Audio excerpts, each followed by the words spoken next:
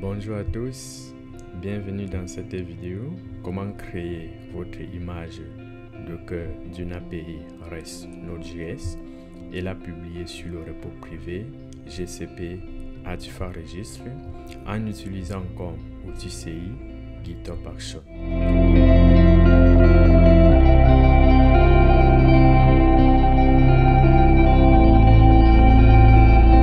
Je m'appelle Samuel.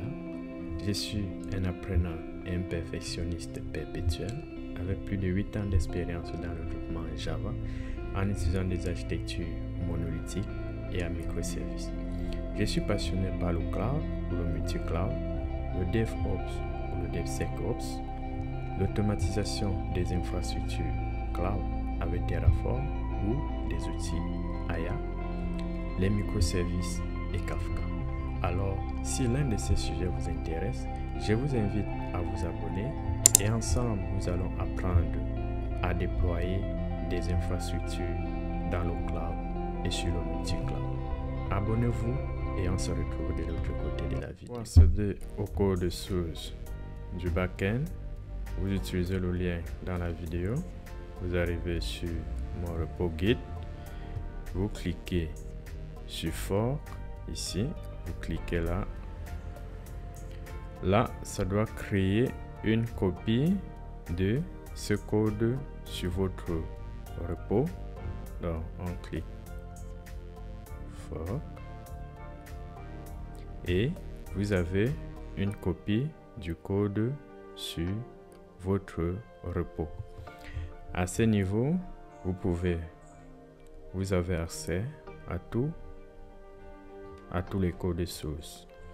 Ici, s'il y a des changements sur ce code, ça peut vous notifier. Vous pouvez également cliquer sur Watch. En cas de changement, on fait un clonage de notre code en local. On clique sur Code. On copie l'adresse. Nous ouvrons un terminal. On se positionne sur notre espace de travail.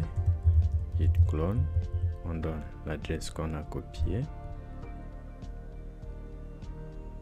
Ok, on se positionne dans notre code. Ici. Et vous pouvez utiliser l'éditeur que vous aimez. Pour notre cas ici, nous utiliserons Visual Studio Code. Donc on ouvre notre code sur Visual Studio Code. Notre code est ouvert. On teste d'abord que notre application fonctionne bien localement. On installe les dépendances Maven. Donc ça se trouve dans la documentation ici. On prévisualise. Ici. Donc vous avez là, à partir d'ici, la procédure pour créer et configurer par vous-même.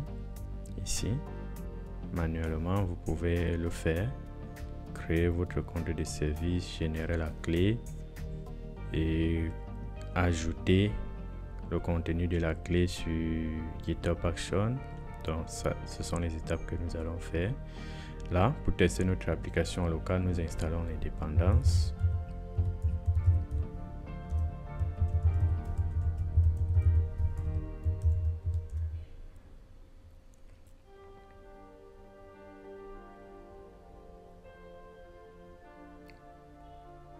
Ok, nous lançons un test.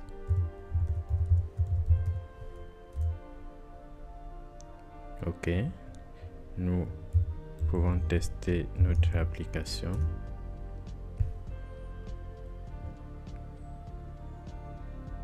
Ok, l'application comme actuellement s'attend d'être connecté à une base de données. Bon, je n'ai pas MongoDB installé en local, donc j'ajoute un fichier pour environment. Je donne. Vous pouvez créer un utilisateur, une base de données sur Mongo Atlas gratuitement. Donc ici, je donne l'adresse d'une base de données. Je l'utilise ici. Je relance mon application. Elle est bien connectée à une base de données MongoDB. Donc, nous pouvons visiter l'URL de l'application pour nous assurer que l'application fonctionne en local. Pour tester, on peut accéder au Swagger de notre application. C'est une application Node.js. On a notre Swagger. Aussi, c'est l'occasion pour vous de regarder comment créer la documentation pour notre API Swagger. Et la structure ici. Donc, notre application fonctionne et ça tourne en local. Alors, il ne nous reste plus qu'à passer à la configuration sur des GCP avec GitHub Action. Alors, quand le développeur écrit son code, il envoie sur Git, il crée une pull request. Lorsque la pull request est validée sur la main, à partir de la main, GitHub Action devra créer notre image Docker et la publier sur Google Artifact Registry. Avant, nous avons dans notre workflow, nous avons trois pipelines. La première, c'est feature. Donc, pour chaque modification que le développeur envoie sur chaque nouvelle branche, GitHub Action installe les dépendances, compile le code et effectue les tests d'intégration. Nos tests d'intégration, nous les avons écrits ici. Dans notre application, c'est une application de gestion des employés, Employee Management, où on doit enregistrer les départements et enregistrer chaque employé dans un département. Ici, nous utilisons Mocha pour effectuer les tests d'intégration. La deuxième pipeline est lorsque le développeur crée une pull request, autant pour moi, vers la branche main ou n'importe quelle branche, le même flow, la même pipeline est exécutée. Bon, ici, nous pourrons par exemple combiner les deux ici. Donc, pour chaque push ou pull request, on pourra compiler. Mais il peut arriver que dans la pull request, on ajoute d'autres fonctionnalités que la branche feature n'a pas. Donc, c'est pour cette raison que nous préférons séparer les deux pipelines. OK. Lorsque la pull request est validée vers main, la pipeline de main utilise le project ID de GCP que nous avons enregistré et optionnellement le numéro du projet et configure également la région. La région, c'est où le repos distant Artifact Registry est configuré parce que les images sur Google Cloud sont stockées par région et chaque repos appartient à une région. Là, nous donnons le nom de notre repos, Employee Management System. Nous donnons le nom de notre application, Employee Management API. Et là, on configure NPM version 20.10. On installe les dépendances, on compile l'application, on lance encore les tests d'intégration.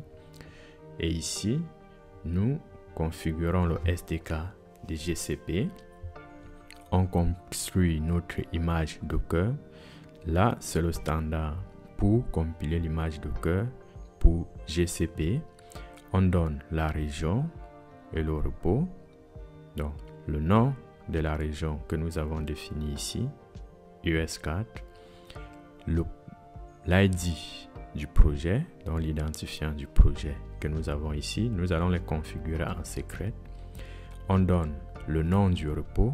Le nom du repos dans lequel l'image sera stockée. Et ici, le nom de notre application. Et là, ça c'est le tag. Ici, nous avons mis juste la dernière version tout simplement. Sinon, vous pouvez versionner le code pour savoir comment on versionne les images Docker, je vous invite à regarder ma vidéo sur Docker Swarm, sur les pratiques DevOps, comment versionner son code. Et là, on donne le point juste pour, parce que notre image Docker, notre fichier Docker se trouve à la racine. Aussi pour notre application, Google Cloud pour déployer les applications sur Compute Engine, ça demande souvent que l'application, l'image Docker s'exécute en tant que utilisateur non root. C'est pour cette raison que nous créons un utilisateur non root ici pour construire notre image Docker et celui qui exécute l'image Docker. Alors, ici, nous avons deux façons de nous connecter à GCP, soit par le Workload Identity Provider, ça c'est la méthode recommandée par Google Cloud, soit en fournissant un fichier d'authentification JSON à notre application ou bien à notre système local ou bien à GitHub Action ou Jenkins ou toute autre chose, de se connecter à Google. Dans cette vidéo, nous utiliserons la clé qui est dans un fichier JSON. Pour une autre vidéo, je vous montrerai comment utiliser le Workload Identity Provider. Ici, lorsque nous sommes authentifiés à Google Cloud et à Artifact Registry, comme vous voyez ici le registre Docker que nous avons ici avec la région, le username c'est JSON key et le mot de passe c'est le contenu de notre clé secrète que nous allons générer tout à l'heure. Lorsque nous sommes bien authentifiés, on peut publier notre image Docker sur le repo. Donc le repo devra être créé. Le repo devra être créé. Alors, lançons un test. On passe sur GCP, compte de service. On crée un compte de service. La description, on n'en a pas besoin. Ici, comme pour utiliser le principe de least privilege, on donne uniquement le rôle que le compte de service a besoin. Pour notre cas, le compte de service a uniquement besoin de publier une image Docker sur le repo. Donc, sur Artifact Registry, nous cherchons le rôle Artifact Registry. Oui, on lui donne le nom et le rôle Artifact Registry Writer. Donc, il n'a pour rôle que de lire et d'écrire sur le repo. On crée notre. On continue. Pour les autres rôles, ça va. Là, nous avons notre compte de service ici. On clique sur le compte de service. On clique sur clé. On génère une clé que nous utiliserons pour nous connecter. Vous voyez ici comme Google recommande le Workload Identity Federation. Donc, si vous utilisez la vidéo, parce qu'il y a une vidéo, si vous utilisez le module Terraform que nous vous aurons fourni, là, à ce niveau, vous n'aurez pas besoin de faire cette configuration. Parce qu'il y aura déjà le Workload Identity Provider fourni. Et votre rôle ici, ça sera juste de commenter ça et commenter ceci ou bien retirer. Donc ici, nous créons la clé, on sélectionne JSON, on génère la clé. Notre clé est bien générée. Là, nous avons notre clé. On copie notre clé et nous allons sur notre repos Git. On clique sur Settings, on sélectionne Action, on clique sur New Secret, on met le contenu de notre clé, on revient sur notre code, comment est-ce que la clé est nommée. Ici, on lui donne Google Application Credential, on met, on valide, on a notre clé, nous récupérons l'identifiant de notre projet. Vous pouvez cliquer directement, comme le projet est sélectionné, vous cliquez là et vous sélectionnez directement l'identifiant dans le navigateur. Donc vous cliquez là par exemple, vous avez l'identifiant de votre projet directement ici. Si c'est un autre projet, vous cliquez sur I am an admin, vous cliquez sur Manage Resources, vous aurez tout l'identifiant de votre projet. Donc nous revenons là, on crée un autre secret, on met l'identifiant, le nom c'est GCP Project ID, on ajoute. Là, nous avons nos identifiants créés. Ici, on a le project ID, le project number. Donc, pour le project number, comme je vous ai dit, c'est dans une autre. Ça, c'est pour le cas de Workload Identity Provider. Le but d'utiliser Workload Identity Provider, c'est que, comme vous avez vu, nous avons téléchargé une clé sur notre poste local. Avec Workload Identity Provider, vous n'avez pas besoin de télécharger cela parce que ceci, c'est déjà un risque de sécurité de stocker une clé sur votre poste. Si quelqu'un entre en possession ou bien connaît cette clé, il peut directement l'utiliser pour effectuer des opérations sur votre compte. Voilà pourquoi ce n'est pas recommandé. Ça, c'est pour les tests. Il y a une autre vidéo sur l'automatisation de cette pipeline avec Terraform qu'on utilisera ceci. Alors, allons-y. Nous avons déjà nos données. C'est bon. Ce qu'on peut faire actuellement, qu'est-ce que dans notre flow, on doit, à partir d'une branche future, effectuer des modifications. Alors, créons notre branche future. Git branch. Nous sommes sur la main. Git checkout.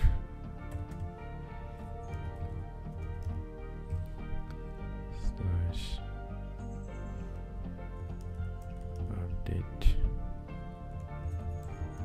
Swagger. Ok, nous sommes sur la nouvelle branche Update Swagger. Là, c'est le Swagger de notre application Employees Management. Employees Management.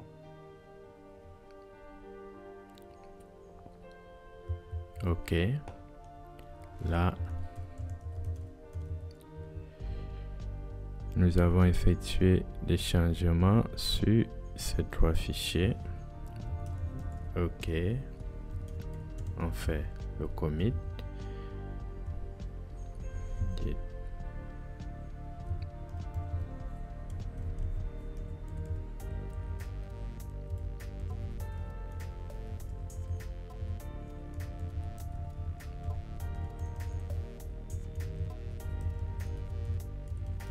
Ok, nous avons fait juste quelques corrections sur notre Swagger.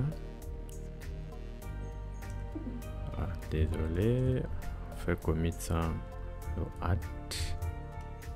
Ok, là on publie notre code. D'accord, on prend ça, on publie notre code. Le code est bien publié. On vérifie. Est-ce que voici notre code qui est bien publié? Est-ce que voici également que La première pipeline feature s'exécute. Qu'est-ce que la première pipeline doit faire? Doit installer des dépendances, compiler le code et lancer les tests d'intégration. Tout s'est bien passé. Les tests sont bien passés. La deuxième étape dans notre flow, c'est que nous devons créer une pull request vers la branche main. À partir de la branche main, les opérations devront être effectuées. Donc, nous allons ici, bas sur pull request. On crée notre pull request.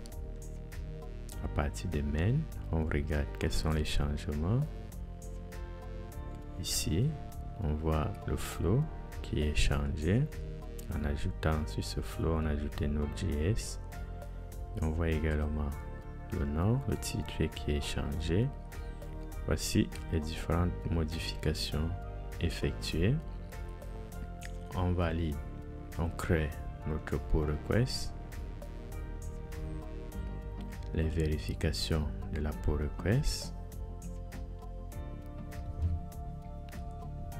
La branche pour la pull request est en cours. Pull request CI ici. Pendant que la pull request s'exécute, nous allons sur GitHub et sur GCP. On crée notre repo.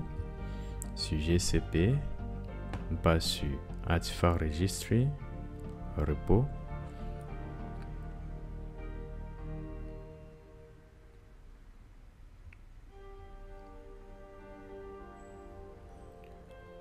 Ici, on crée notre repo. On donne le nom du repo. Le repo, le format, est-ce que c'est un repo Maven, NPM, Python, YAML? Pour notre cas, c'est une image Docker que nous voulons publier. Standard. La région, nous sélectionnons la région US 4. Ici, US 4.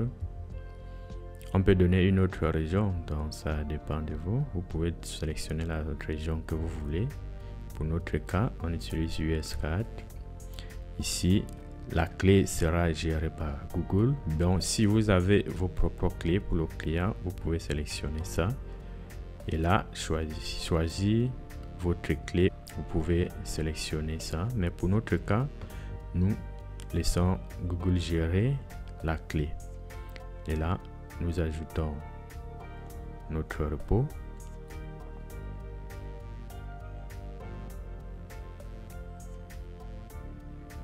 Ok, notre repo est bien créé et actuellement le repo est vide. Donc le repo est vide. Ici, notre pull request est bien passé. Donc, ce qui devrait se passer, si nous validons notre pull request en la mergeant sur la main, ce flow est censé se déclencher. Donc ici, on réinstalle les dépendances, on compile, on lance les tests, on s'authentifie, on installe le SDK de GCP. Et là, on construit notre image Docker. Et ici, on s'authentifie à Google Artifact Registry avec la clé que nous avons fournie et on publie notre image sur GCP. Le contenu de notre fichier Docker pour la compilation de notre code se trouve ici et le fichier d'exécution de notre API se trouve là.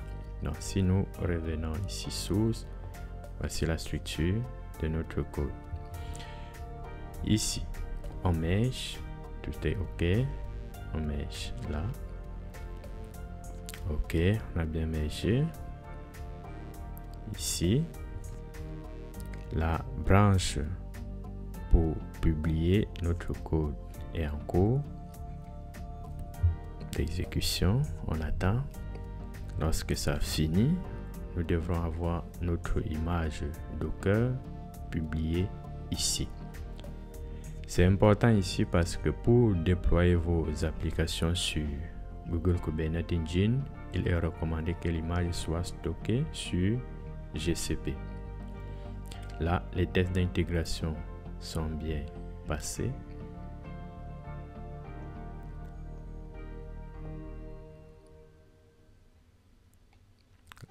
La construction de l'image Docker est en cours. La construction de notre image est en cours. Donc, nous avons 13 tests qui sont bien passés. Les tests pour le département, les tests pour l'employé, les 13 tests sont passés.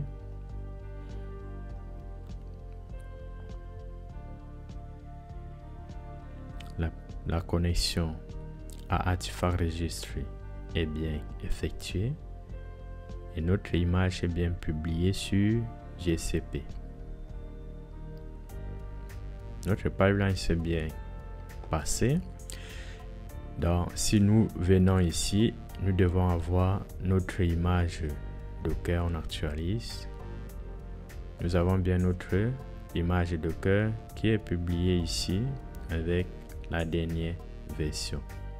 Donc, cette image, nous pouvons la déployer sur n'importe quel service GCP, sur Compute Engine, Cloud Run, GKE.